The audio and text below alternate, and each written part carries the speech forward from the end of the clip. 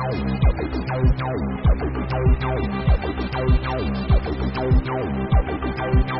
are listening to Off Planet Radio at offplanetradio.com.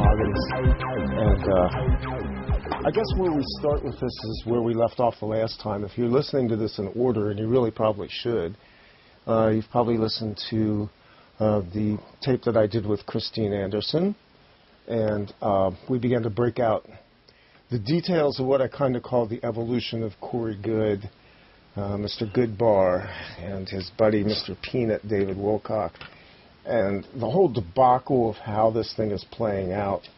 And I didn't really set out to do this. I mean, there was no plan. But when my Facebook post got posted on the Project Avalon, and then Bill Ryan picked it up and used it for his own purposes, I was sort of drawn into a situation where I felt like we not only needed to look at this and look at it at least somewhat objectively as we can be about it, but also to put some things on the record.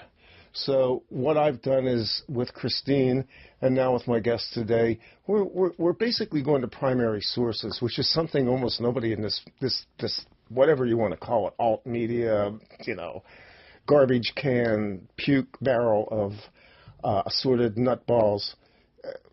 We're just trying to get through the narrative in a way that then you can decide. Because right now the only thing that's on record is Bill Ryan's rehashing of ancient history and the interview that he did with Dark Journalist, which was really just more rehashing. And so, in keeping with the idea of the primary source people, today we have Shane, the Ruiner, with us. Shane was pretty much there from the inception of this thing. And, brother, let's unravel it. How you doing, Shane? All is well. Another day in paradise, as I like to say these days. Yeah, it is. It is paradisical. And doing well. Yeah, there's, I've been dragged into it since day one. I kind of was there through the inception of it because I was kind of talking to David and Corey before Corey was very well known to the public. One of the first kind of involvements I had with it was Bill and Christine had recorded some audio with Corey, the first interview that he gave, I guess, and Bill had put up what ended up being part one of that interview, edited, put up, and I guess there was a second, or there was more to the interview that they wanted to get published, and there was some back and forth about whether or not the audio was salvageable. So I had reached out and said, hey, I can fix that. Send it my way. I'll edit it together. I'll take all the blips out of it and make it, something that people can listen to. And so I did that, and that was kind of where it all started for me anyways. And in the process of that, Corey had actually introduced me to David Wilcock, and him and I had spent a lot of time speaking. Mm-hmm. And then from there, I kind of watched as the Corey Goode show, as it has become, started as something pretty simple, not unlike anything that many other people have said, and just kind of all of a sudden there was the blue avians, and there was the sphere beings, and there was all of this kind of nonsense that came along with it.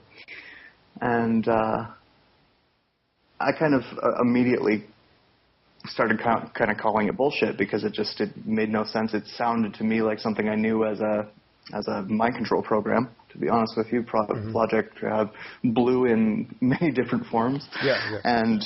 And kind of started calling that out. Its tie into the Law of One I was also very kind of outspoken about, because I understand who wrote that and why they wrote that and why it's out in the public and who it's given to as the truth and why. And it is all mind control, and it is all bullshit. And so I had said all of that, and that kind of started a little bit of a friction between the two of us, obviously. So, and from there, obviously I had started writing the blog, and people were Googling certain keywords, trying to, research Corey's story, and they found the one that I wrote on avians, and the rest is kind of history.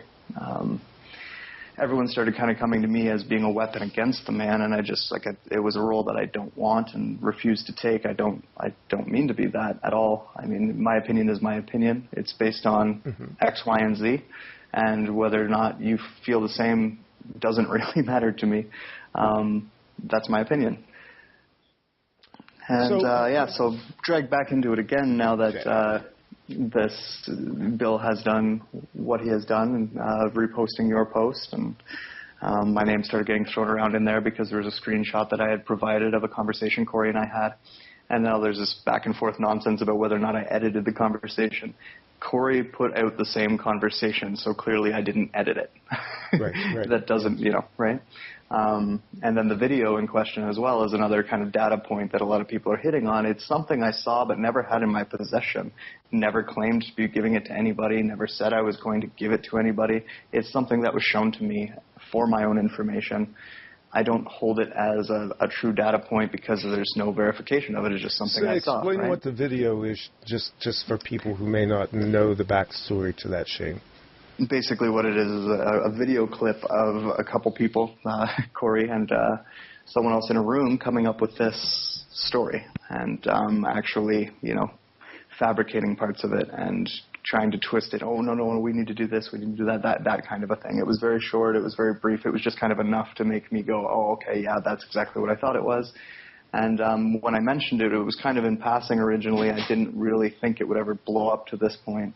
But I guess I just wanted to kind of put it on record that said video is not in my possession. I will never be releasing it to the public because I've never had it to do so. It's pretty much a throwaway data point at this point. You can either take me at my word or not, and it doesn't matter to me whether you do or not. And you probably shouldn't because it's not something that everyone can see. We can't all, sit around and watch the video and go, yeah, but okay, you're not the one it. that brought it up in this particular round either, so... Well, that's true, and that's the only reason I'm speaking to it again is because of the fact that I've been dragged back into it, and so I just repeated. Well, that is the point of the whole thing. You basically bailed, 6-8 months ago, disappeared from the entire scene, and went off to live what I hope was a much quieter, happier life than some of us have that have to do this all the time, or do this all the time, because I don't really have to do it. But when this whole thing erupted, it was like there was a whole bunch of dirt that got thrown into the mix as a way to convolute the basic narrative. And your name was drug in almost immediately because, again, there had to be a nemesis, there had to be a third party, because it had the perfect term, and you coined it a while back, is deflection. This has all been about deflection. Yeah, I don't know, I understand why I got brought back up into it because I played a part in that, but I guess just this ongoing thing of people trying to use me against Corey. It was Corey who said that I was an Illuminati disinformation agent sent to discredit him. I never said I was, and I never set out to do so. If I had have set out to do so, I probably would have tried a lot harder and done a better job. I've really not done anything. The only time I ever respond is when he's speaking directly to me, like on that last Stillness in the Storm blog that he posted. I replied to that directly to him, directly to the points that he was making about me that were directly not true. He likes to say things like, this, and this discredit everything he says. Well, if that's the case, Corey, here's a PDF full of you doing way worse than that. And I guess by your own standards, you've discredited yourself. But that's got nothing to do with me. And so stop bringing my name into it when you know that I don't care. So you got introduced to David Wilcock by Corey. In my understanding, and again, we're running, you haven't talked to Christine. There's been no crosstalk between the two of you or the three of us. I basically contacted Christine and said, since this whole thing has gone this far down the road, and I consider you to be the person that did this, in the beginning, you did the first, which was not even really an interview. It was Christine sitting down and talking to Corey in his home in Texas in what then became the interview. But since you were there, since you were eye to eye and you saw the whole thing, let's put this down on the record. And obviously there's commentary, there's opinions. That's all part of the mix. And it's kind of the same way, with you, Shane, is it's just putting together some kind of narrative here that gives people a better understanding that what has been presented in the public eye is what I'm calling basically entertainment business at this point, that this was somehow, this was an opportunity for some people to basically push the envelope and create a production. So my understanding is that in the background there was sort of a quasi-bidding war going on over Corey. I'm not sure how that works or what that means exactly. My understanding is that David Wilcock, Kerry Cassidy, Bill Ryan were all players attempting to somehow corral Corey Goode as a commodity. Is that your understanding of it as well? I can't really say that's my understanding other than that's what it appeared to be, right? Like that's, if you kind of watch the way it all went down, I mean, not to say that any one of them were trying to maybe they were trying to get the exclusive Corey Goode material, but at first it was all on Avalon, obviously. Yeah. Corey had his fallout with Bill, and then it moved over to another forum. And it was during that time that David was kind of picking it up and moving it over to the TV station. And as far as I know, I don't really know what Kerry's involvement in that was. All I know is what I've spoken with her about. It doesn't really sound like she was bidding to get to his information or anything. It actually sounded the opposite, that Corey was contacting her, asking her to interview him. Mm-hmm. And from kind of what I observed, that seems to be true. Again, I can't know for sure, but it did definitely seem like almost like this little battle for exclusivity between the two parties. Project Avalon and David Wilcock, I mean. Yeah, and David Wilcock at that point, so here's where I'll kick in. What year are we talking about here? 2014? 2014, 2015, yeah, in that ballpark. Okay. Because David Wilcock was shopping for basically material at that point. I know that from independent parties that have nothing to do with this conversation as a personal communication to me when I was out in Boulder, Colorado in 2013. So, that's what I'm putting on the record. I was made aware at that time that David Wilcock was pending being brought into what was then Gaia, is now Gaia TV, and that he was basically looking to develop material for a series. So, here again... And during the time that I spoke to him, like when I got to know David, that is what he was doing, was he was getting ready to bring a bunch of new material to Gaia at the time. And that's part of why he wanted to talk to me. We had talked about doing some video interviews at that time, and I wasn't really comfortable with it. And Corey ended up taking that ball and running with it. So, I mean, beyond that, we just speculate. So I just threw that data point in as a way to say that, yes, I was aware of this.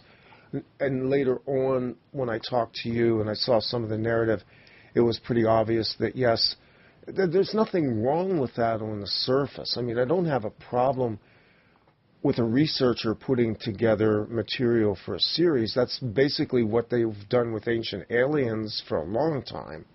And, you can argue about whatever you want to say about Ancient Aliens. I don't think much of it myself. I don't think much of reality TV in general or what's being presented.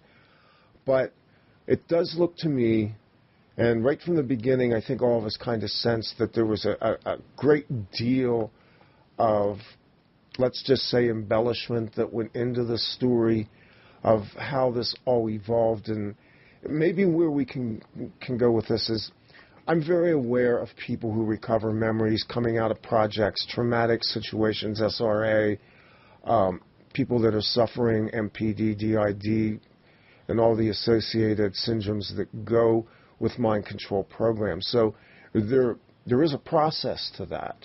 And I always allow for the fact that it's an imperfect process, that memories can be recovered that may in fact be implanted, false memories, screen memories, and that, most of the time, in my estimation, based on doing this for, about 8 years, that the best narratives are generally the most broken in the sense that they don't have a linear definition and they don't have all of the color that you would want from your Hollywood production of things. So when we look at it from this standpoint, this was a rather rapid development based on the narrative that's presented in the first interview, what occurred in the second interview, and the way that the whole thing spun out from there. Yeah, I mean, I think that there's two sides to that. There are cases where it is just a matter of memory coming back later on. And there's also this case of it being a business and people making money off of it. And I mean, there's no secret that in that particular case, a lot of money was being thrown around. I mean, there was public Facebook posts about people trying to donate him more than $10,000 at one shot. Mm-hmm. So, I mean, that kind of puts it into this other category where I like to consider that what these people are doing are kind of just creating new material in order to keep up their business and to maintain their following and to make the production bigger and better and brighter. And, I mean, I can only speculate what goes on in David's mind, but I do believe in Corey's mind that he's well aware of the fact that that's exactly what he's done and is doing and isn't stopping because it's working. It's working. Yeah. It's working. You look at it, and I don't know how much you've looked at. I mean, look, I basically have ignored the whole thing for 2 years. And the only reason I had occasion to even think about it was Emily Moyer, who is my co-host and producer, sent me the Contact in the Desert poster that had Corey on the front of it. And she said, hey, check this out. What do you think? And some of that's background material on the things that Emily and I talk about. And, we're both very much of the opinion that what we're seeing in all of the showbiz drama is very much agency scripted material that's being put out there to obscure actual disclosure and to also create cults of personality and lure people into a false sense of hope using what I did describe in my Facebook post as a cult. As basically the Blue Avians' message is nothing more than a third-party form of believism that lures people into thinking that humanity is so special, that these creatures have blessed us and bestowed us, and that we can now ascend freely because they've spoken. Which, as you and I both know, ain't the state of the galaxy or the world or the universe or anything else. No. And it's definitely not a message we haven't heard before, so there's that to consider. The production behind it is kind of what the giveaway is, because it's too polished. It's all this CGI. It's all of this candy. It's bubblegum. It's really not anything. And the way that I understand that these things work is once they see an opportunity, they like to jump on it and ride it out. And that's what I see that they've done with this Sphere Being Alliance. It's been an opportunity to do something that I know I've been talking about for a long time, and that is to try and discredit everything else that's going on. And I mean, it's happening in so many avenues right now. We've got these metabunk websites out there debunking everything, Snopes, everything. It's just anything that's conspiracy or anything that's beyond the norm is being thrown into the same bucket with flat Earth and everything else that people just cannot accept and sounds crazy to the average person. And because of that, a lot of actual insight is being lost, and that is an agenda. That is part of why this is being blown up into what it is and why these TV stations come along and pick this stuff up and run with it and basically pervert the message that's within it and the people within it until it's so just disgusting that the average person comes along and looks at it and says, yeah, those people are just all crazy. And that's where we're at. It's working. It's unfortunate, but it is working. Yeah, it is working. And it's working at a time when, from where I sit, which is as much grassroots as I can keep it. I mean, I guess every few months I kind of re-examine and go, what am I doing? Why am I doing this? Why am I still here? Why am I still talking? And even if I walk away for a while, I get pulled back into it.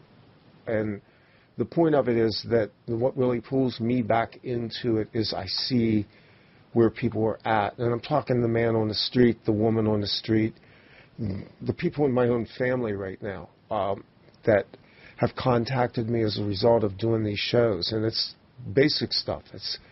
They want to know they want to know what's going on in the sky, because they've actually started to look up and went, that doesn't look like a cloud. That really doesn't look good at all. And what the hell happened to the sun? And so, these are, I call them base level entry points, because they're the most observable, they're the most accessible for people. And it's the place where we can kind of pull them into a zone and talk about it and say, look, maybe you grew up your whole life believing that your government cared about you and was going to take care of you and that they'd never lie to you. But here's the truth of the matter. You look up in the sky and you see planes right now bombing the living hell out of our atmosphere. That's an undisclosed program. There's no mandate for that. Nobody ever voted for it. There's no publicly disclosed funding. We don't even know who's doing it.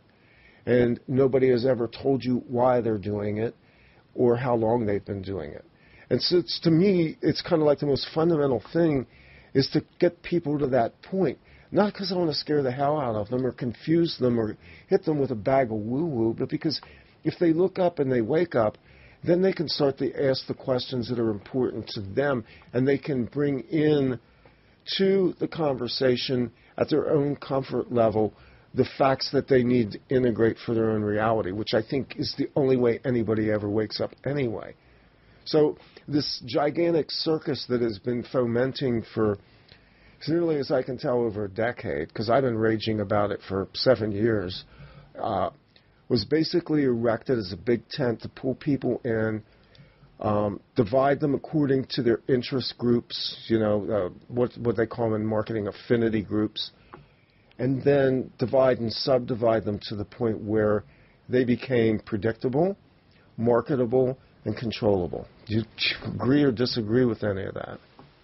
Absolutely agree. I mean, it's evident in front of our face. It's exactly what has happened since this movement, because this movement didn't start with the Internet. It just kind of took on a different type of life on the Internet. Since this alternative media community, whatever we want to call it, has started growing on the Internet, we watched that happen. We've watched, this divide and conquer of different personalities coming in, infighting of whose information is valid and whose isn't, and his doesn't line up with mine, so therefore he's a shill, and he's this and he's that.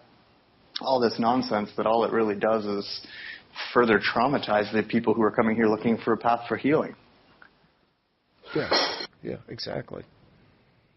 I guess we kind of go, because you wrote the Ruiner blog, you started writing the Ruiner blog around this period of time, and it needs to be said, I just repeated this to somebody on Facebook last week when they asked, about the Ruiner, and I basically said, look, that material was never supposed to be read by the general public.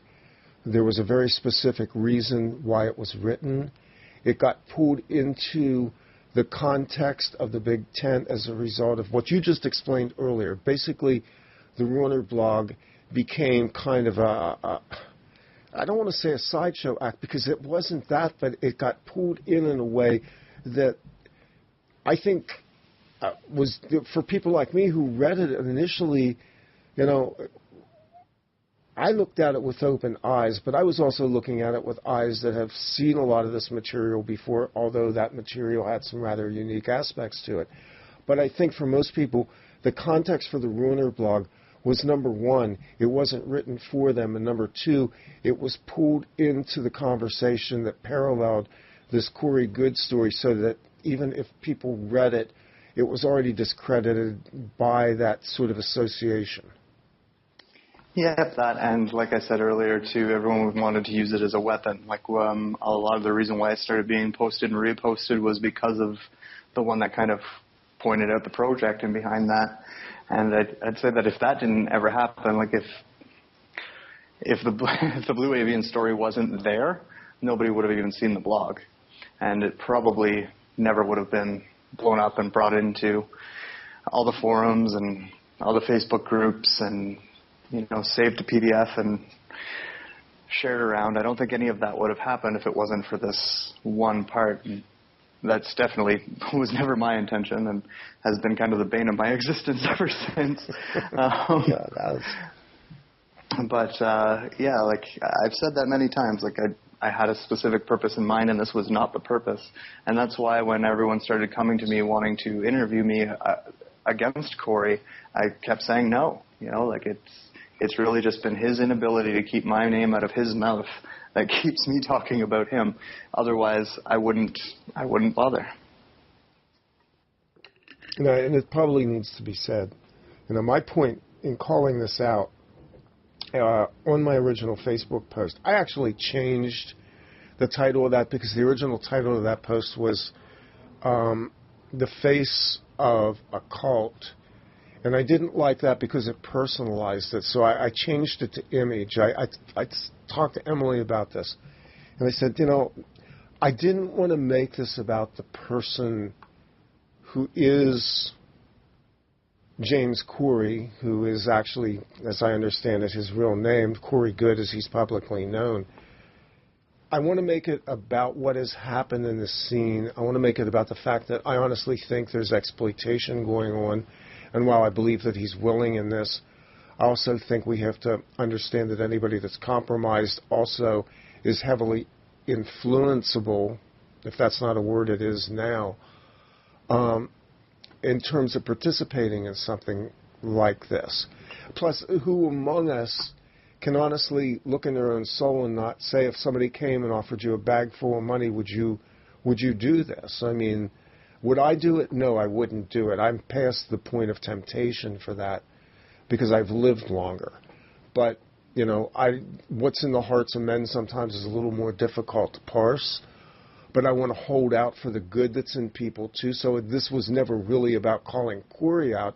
It was about calling out what has now become apparent in the people that I've talked to, because along with you and Christine, I also had a chance to talk to Alfred Lambermont Weber about this. And he went on record with some people that he also thinks are compromised. And we've all been compromised. I've been compromised. You've been compromised. We've all been slandered. We've been libeled. We've been lied about. I mean, I just consider that to be even part of this whole dirty game that we have to play. Well, it absolutely is. And I don't know, it always seems to me that the people who kind of get shielded from that are the ones that are causing the bigger problems. The people who aren't, being called out for or being held accountable, I guess, to what their testimony is, are the people who are, the poster images, as you've put it, for those cults and for those movements. But I think there's a couple different sides to that, because as much as, yes, there's potential for people to be compromised, there's also potential for people to just exploit. And sometimes a shitty person is just a shitty person, as I like to say it. Sometimes it's not about being mind-controlled, and it's not about anything else. Sometimes it's just money. Sometimes it's just fame. Sometimes it's just attention. Sometimes it's just something else to do. And it doesn't always have to be some satellite in the sky controlling their actions. And the way I feel about this particular situation and the people involved is that every time someone comes along and says, he's compromised, he's mind-controlled, he's this, he's that, we're actually doing a discredit to ourselves. Why can't we just call a shitty person a shitty person? Why can't we just call a shitty situation a shitty situation? Why do we have to keep maintaining that, I like to look for the good in everybody as well, but sometimes the bad takes over the good. I do believe everyone has good in them. I believe Corey is a good person underneath it all, probably as well. But his actions and his behavior since he's taken on this role have not been that of a good person. He's not been kind to people. He's not been fair. He's not been honest. And those are not the results of a good person. And when it comes to programming or manipulation of anything, there has to be something there to manipulate. If you don't have that tendency within you, they can't exploit it. They can't manipulate it. So, at the end of it, it's still a personal responsibility to work out those things within ourselves so that we don't play their game, or we don't become a part of their game or a tool within their game, if that is what they want. I do maintain that in this situation, it's not about mind control, it's about money. and it's about attention, and it's about the stuff that comes along with a TV show. And I hope I'm wrong. It'd be much easier to just be wrong about that. But that's what I believe this is, and I think we need to be responsible for ourselves and put a stop to it when we can. And just, you vote with your money, right? So don't pay for the TV station that's supporting it, or don't donate to the PayPal account, or don't repost it. These type of things all add up, and that's how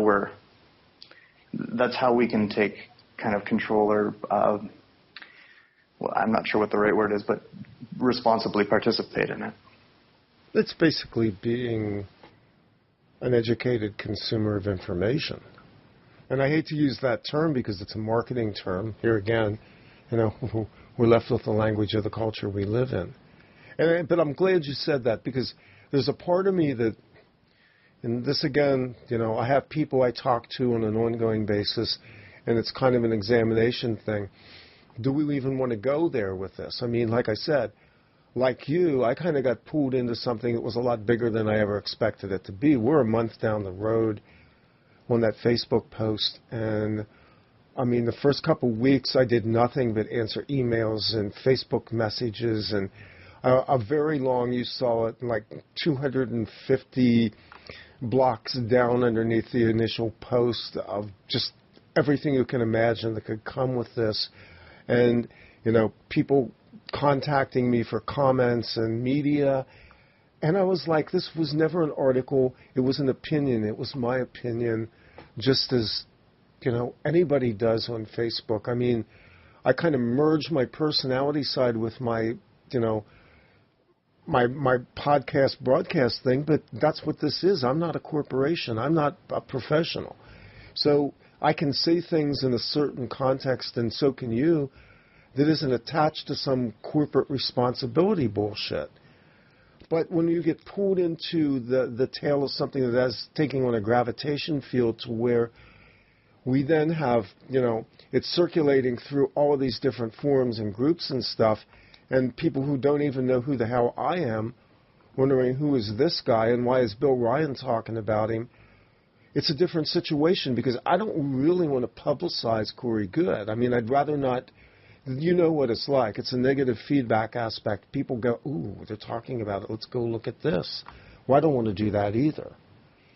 It's the same for me. Like, every time I do respond to them, I'm being a little bit hypocritical because I don't want to. Yeah, right? Exactly.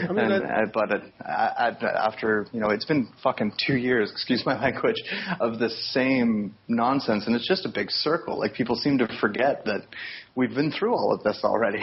All of these data points have already been put out before. All of this information has already been shared around. And even the PDF thing, like I mentioned it, I think it was on your post there, and then people were asking me for it. I never kept it, but then as soon as I said I never kept it, I had a bunch of people saying, hey, well, I've got it. So... Yeah, so that PDF is actually going to be linked to this show. You'll be able to download it. You can look at it for yourself. Shane didn't write it. I didn't write it. The person who did compile that information doesn't want to be known, and we're going to respect it. It was a group of people. Like, I remember when it happened. It was a group of people all doing the same thing. There was various versions of it, and it got amalgamated down into one more concise version is what had happened. Because a lot of people who were interacting with him during that time were seeing this story develop. Yeah. Because there is a history to this that started on Project Avalon and got moved from Project Avalon, or it morphed within Project Avalon. I mean, I know that there's I think it's one of their moderators there, Jake, he's always posting about the fact, well, look at what he said a year ago. Look at what he said 2 years ago. And now look at what he's saying. Like, he's been coined or been quoted as calling it a business. So it's not like anyone's making this up, but it's not like it's not there for anyone to go find. It seems to be, and this is where it starts to really feel like something that's, mainstream media PR campaign like. It seems to be like all this stuff gets buried and they take another shot at it. Everything falls out of the, current memory, and then they take another round at it. But it's the same stuff. I mean, all of these same points have been made and remade and discussed again. It seems like, an audience comes in, they consume it, they realize, hey, this is maybe something I don't need to pay all my attention to, and they move on, and then a new audience is needed. So they just regurgitate the whole happenings again. Yeah, and I know I'm getting tired of it. No, and for sure. It is, I realized that when I began to look at the people who basically gang stalked me for about 4 days after the initial post went out. And I did a little bit of diligence on that, looked at some of the profiles and stuff, and realized, this is fresh meat in the marketplace. A lot of these people don't have the history that I have, that you have, in terms of being able to actually go out and even know what Project Avalon is, much less be able to go in there, search through archives, go back through the old forums and things like that. And really, marketing relies on that. I mean, that's how you have product life cycles, is that you rebrand, you relaunch, you reformulate. These are all ways that you keep, products circulating on the shelf, which is kind of a cynical way of looking at it, but I've basically said this is a product and it has a shelf life. Yeah. And when they get to the end of that shelf life, they just put a new coat of paint on it, and they wheel it back out again. And it's not like, running reruns of anything else, or not unlike running reruns of anything else, or rebranding anything else. It's all they're doing. It's a media ploy that, is a brainwashing technique that we should all be very much aware of and shouldn't be falling for. And I don't mean to say that we are. I just mean to say that it's really hard for people when they see it for the first time not to be like, oh my God, wow, and then become overwhelmed by that. And when you've got these trolls defending him and calling people who criticize it a troll and all of these different things that have been going on, it is really hard for the average person looking at it for the first time to make sense of any of it. And that's probably why we keep going in a circle ultimately. I just, like I said, I wish it would stop. I think it's about time we move beyond it, or whatever it is we're meant to learn from it, take that and just move on.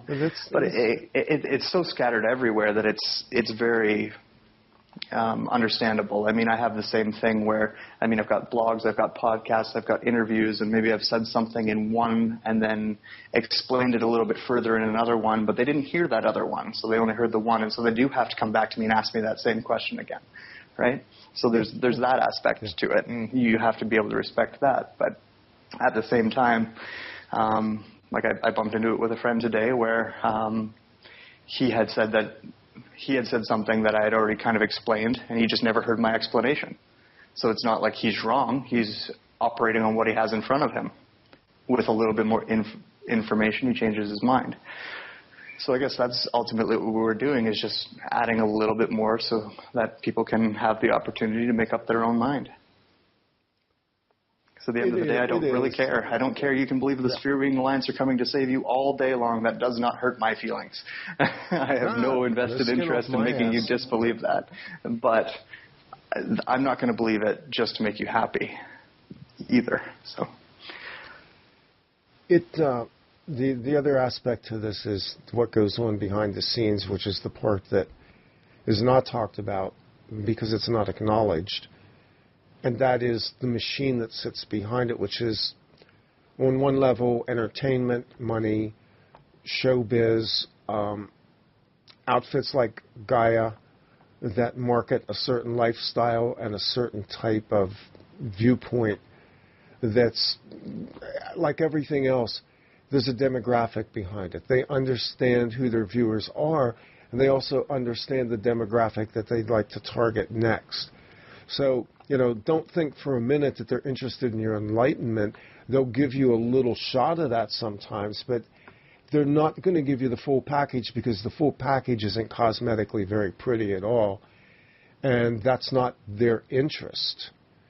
But even deeper and lurking behind that chain is just the operations that have been running for a long time, and who's paying for them, and why certain people are fronted to us as so-called leaders and voices and acknowledged. And I will go right into the heart of this, because it goes right to David Wilcock. I mean, look, the New York Times best-selling author. I mean, I was just on my Kindle this morning. I was looking at some Audible books, and what comes up based on your viewing interest, and there it is, two David Wilcock books sitting right in front of my eyes because I had bought something that was relatively, about consciousness or ascension or one of these associated topics that they use when they're parsing data to sell you more product. But in the background, David Wilcock himself is a product of another type that I'm slowly beginning to understand where this guy sprang from and how he was foisted on this alternative media circuit.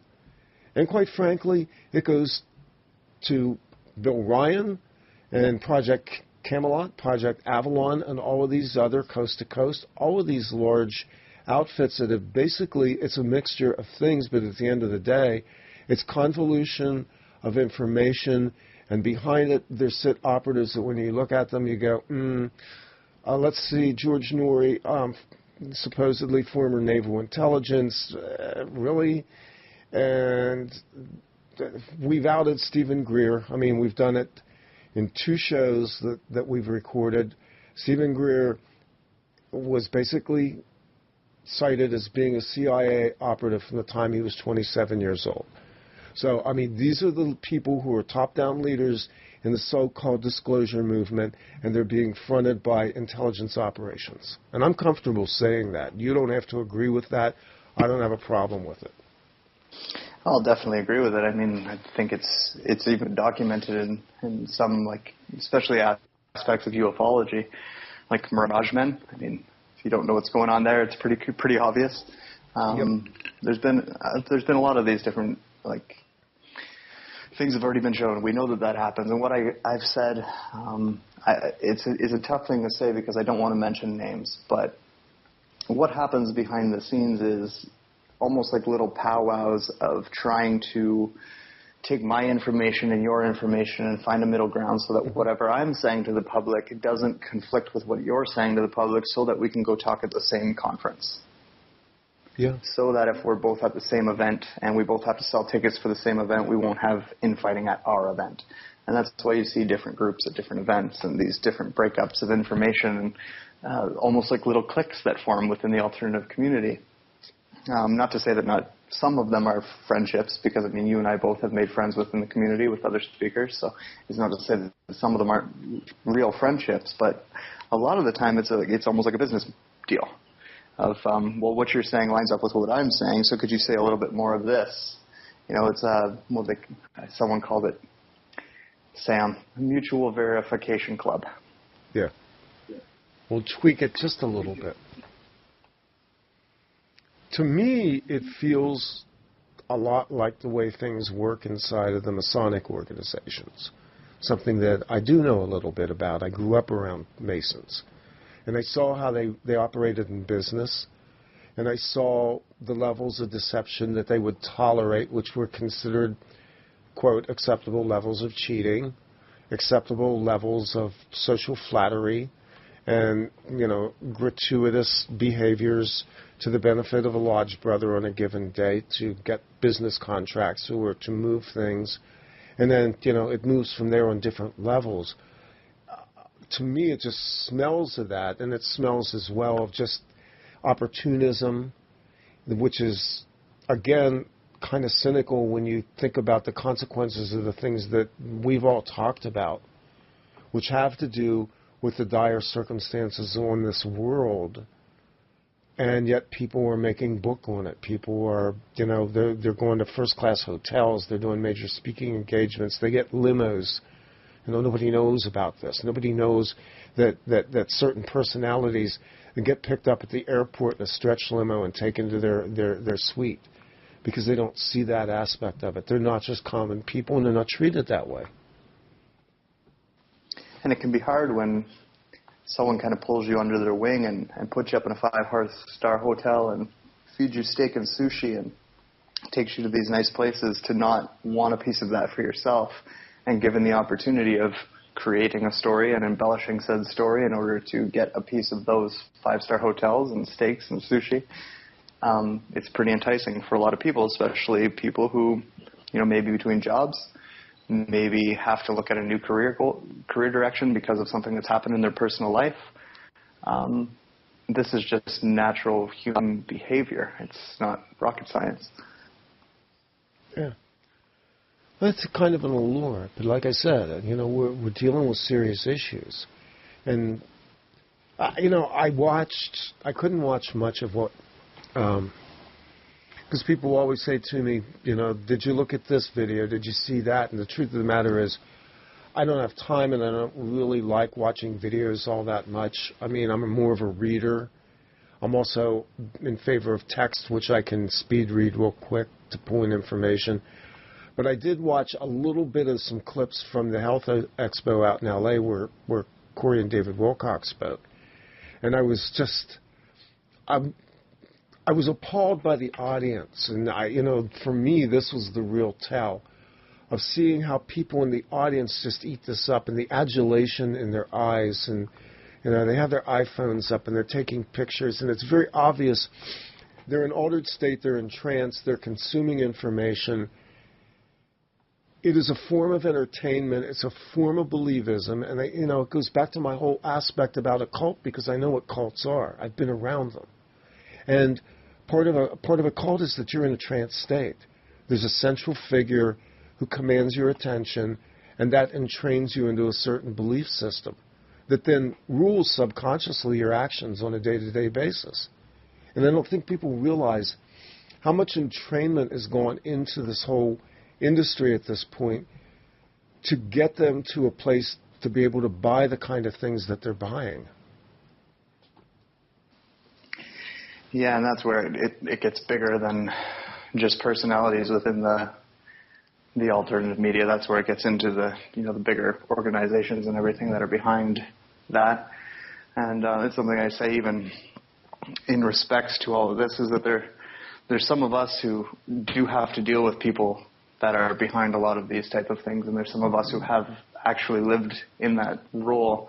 And for those of us to swallow this type of stuff whole, it becomes very difficult, and that's why we get our backs up, and that's why we get, that's why we won't take it, is because we understand that this is a very real game being played underneath all of the hocus pocus, and that needs to be respected. And when we see someone blatantly not doing so, I mean, those of us who've had to suffer for things, it hurts. It is upsetting. So there is that part of it being almost personal. But at the end of the day, I think that we're all doing this for ourselves as a collective, not for any one of us individually. And as long as that's true, then we should have everyone's backs, not just our own, right? Yeah. And it's not that hard to do when everyone is being honest. And I think that the organizations that are kind of controlling all of these things behind the scenes that the average person wouldn't be able to see, like the Masonic groups and various cults that influence all of this, they do allow us to kind of create the scenario for them to run with. And with a lot of these things, I've mentioned a few of them by name, and there's a lot of others, but they can take this and they can run with it, and they can make you look crazy for believing anything, or make all of us look like just a bunch of crazy people. I mean, I do consume a lot of mainstream things. Like one thing I watch on a regular basis is Joe Rogan's podcast, which is a very, very popular but very mainstream podcast, and he talks about conspiracies a lot. And a lot of what he's saying makes a lot of sense. I mean, I'm not saying I agree with everything he says, but a lot of what he's saying makes a lot of sense. And he's also fighting the same fight in his own way, is that when people believe all of this crazy stuff just at face value without any kind of investigation, without any kind of real consideration, it makes it really easy for more people to come along and sell that to you and just keep making that even crazier and making it even bigger and bolder and more CGI and more movies. The next thing there's going to be a fucking theme park resurrected for the next Sphere Being Alliance, whatever, like Avian Land, or whatever comes along to replace that, because that's going to happen someday. And Corey, I hope you hear me. That's going to happen someday. Someone's going to come along with a bigger, better story than you, They're going to drop you, and they're going to run with that story. That's also going to happen. And that's part of what we have a problem with here. That's a part of the problem, is that it's not about the grandeur of the story. It's about what we can take from it and actually do something in our world to change things. Even if that changes just within you, that's a step in the right direction. Yeah. It wasn't lost on me, and this came up in a number of conversations, and because we're sharing this conversation, but it's really you and I as two friends kind of kicking some things around, Shane. We're almost a year now from the whole Max Spears thing, and I'm not comparing one with another, except to say that the amount of trauma, confusion, disillusion, cognitive dissonance that rippled through the conscious communities as a result of, whatever happened to Max Spears traumatized people on some very personal levels. And it was also manipulated and exploited in ways that, quite frankly, if I had any doubts about certain people's motivations, by the time the Max Spears thing had unrolled, those doubts were gone. There was no benefit of doubt left for certain key players because of the way that it was exploited and the shameful way that people behaved. And quite frankly, for the lack of journalistic integrity on the part of certain key people who didn't even know how to ask the right questions about the situation. So we have a situation there where we have, a horrible, tragic situation that occurred inside of this big tent media thing that we call the alternative media, the truth movement. And we're watching the opposite side of this now, which is kind of this sideshow effect. But, it's a couple of people who said it. I've had this lingering thing where I'm going, somewhere between all of this, there's always the opportunity for things to go really bad, and I don't want to see that happen for anybody. Definitely not. That whole situation with Max was a big eye-opener for me. Didn't know him well, but we kind of started talking a little bit before that. But I could draw parallels, like we're close in the same age where there's definitely some parallels between him and I. And then kind of watching what had happened when all of that went down, all I could do was personalize it for myself and think, well, what if that was me? Because I do a lot of stupid shit. Like I climb cliffs and I go walking through, interior forests, and I do a lot of stuff. Like one day I'm going to get eaten by a fucking bear or fall off a cliff or drown myself trying to dig something up off the bottom of the lake. And I don't want a bunch of people on the internet speculating about whether or not I was killed for telling the truth, and I don't want, people throwing up interviews to discuss my death just to jump on the opportunity and get all those view hits on their YouTube account so they can make an extra $3 that month. I looked at all of that and I was so disgusted by it all that that's a lot of what made me walk away when I was, that's a lot of why I've not been around. Is it really disgusted me. Yeah. It really, really, really did. It's the first time I've ever been really, truly disgusted by this community, but I was. And please, nobody listening to me take this personally, unless it applies to you. But the way that was all handled was wrong. Yeah. Where it's a human being at the end of the day. You have some fucking respect, and they got a family that are going to be hearing all this stuff. Have some respect. Let's wait a few days. Let's get all of the facts in place before we start throwing up interviews speculating about a bunch of shit we don't even personally know about. We've just taken from people like that. Sorry, I get a little bit aggro there. But, we need to be able to handle ourselves better than that. That's not even, like you said, it's not even true journalism. It's not. No, it's not. It's not even professional. It's not only is it extremely appalling, it's not professional. And people make choices and those choices aren't always good, and sometimes shit happens and people die and mistakes get made, and all these things are a part of life. We really have to remember that we are still dealing with human beings here. to some extent, at least, and treat it as such. But that's the business, right? Is, you know, what's everyone going to talk about? We need to be the first people to talk about this. We need to get out in front of this thing. You know, that's all common marketing ploys. It's all common branding. It is exactly what it is. It is what drives me nuts.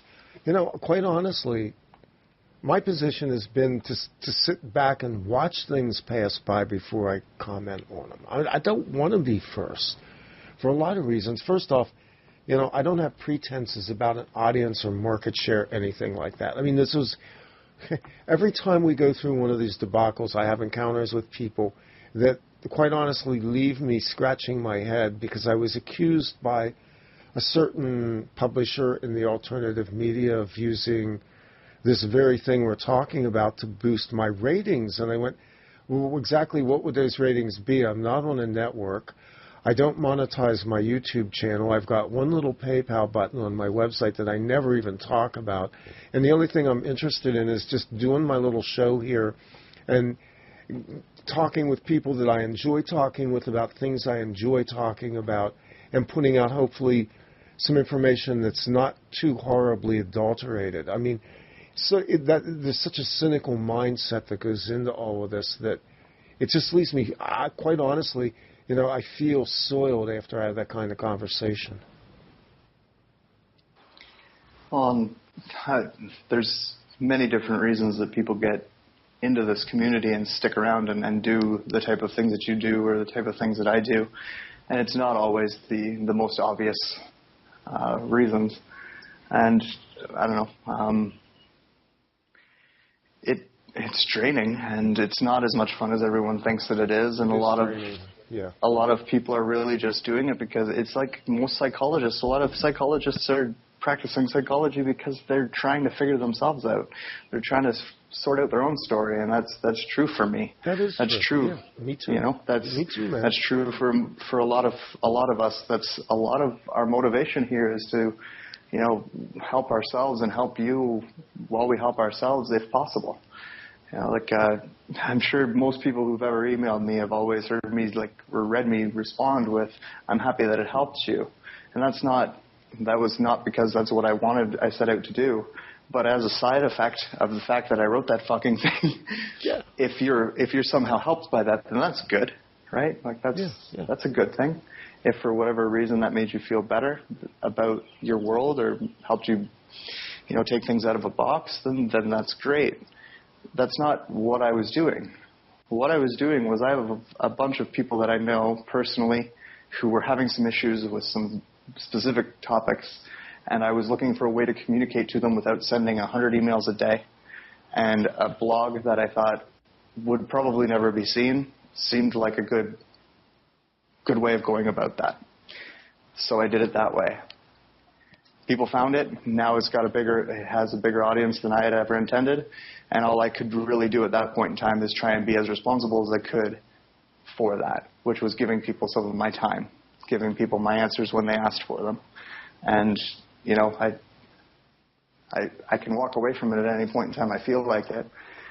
Whenever I do decide to write anything or come back to it, it's because I have something that I need to sort out.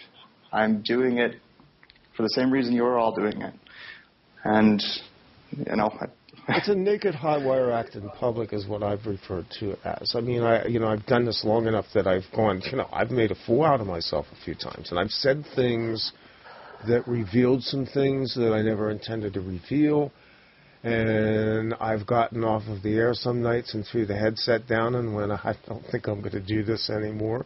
You know, there's blowback. There's blowback on energetic levels, emotional levels, psychic levels, name it. I mean, if you do this long enough, you know this, you're going to get hit. Oh, for sure. And, like, people don't, they hear what they want to hear, and they're going to end up taking what they want from what they hear, irrespective of what's actually said, which has been a big lesson for me, is it doesn't matter how clear and concise you are sometimes.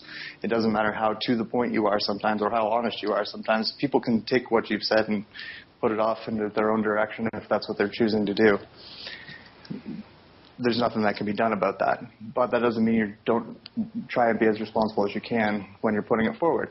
And it's something like I've seen you do it, and a lot of other people that I respect are capable of doing this, that when we do screw up, we come along and we say, hey, look, we screwed up. We screwed up. Yeah. And I think that like what the community is almost longing for when this circle comes back around, I think a lot of the people who were like kind of close to it in the beginning, it's almost like we're waiting for that to be said by someone. Yeah. We're waiting for, maybe it's David, or maybe it's Corey, or we're waiting for someone to just come along and say, look, we screwed up, And I think that would make a world of difference if it could ever happen. Just some accountability from everyone involved. I'm trying to be as accountable as possible. If you don't feel like I am, call me out on it. I'll do my best to be accountable to it. I've been pretty clear about all of this, where I stand, how I feel. It is just my opinion. I'm no authority, and you don't have to listen to me. So, thanks. Yeah, no, that's actually the perfect way to wrap it up. You have been posting a little bit, so maybe put that on the end here if anybody wants to see what Shane the Ruiner, a.k.a. Shane Bales, is putting out these days. Yeah, I will be writing again. I'll probably start doing a few more podcasts, just not as I was really letting this all consume my personal life to a point where I was hurting relationships around me, and I'm not willing to do that. If I can't find a way to balance it, then I won't do it. But I'm pretty sure I've got my mind wrapped away a way that I can balance this, so we'll see how things go. I love you all, and I hope that no one ever took any of this personally. It's not intended to be. But no. Hey, I love you. Every once in a while, we need to take a break from ourselves, and that's what I did. We do. So we'll put a link up for your blog. And Shane, love you, man. Thanks for coming on. I wouldn't have asked you to do this, and I'm grateful that we put this is it. I'm done. We'll put this out there. You can listen to it. I may entertain some comments, but the ball stops here. We're not kicking it down the field anymore. The community at large now has enough information to make informed decisions. Go and do it. The truth's inside you. Use it. We're out. Yep. I love you as well. And if people ever want to know what my thoughts and opinions are, just ask me. There's no reason to speculate. I'm pretty easy to ask questions to. So. You are indeed. All right, we're out of here. Thanks, man.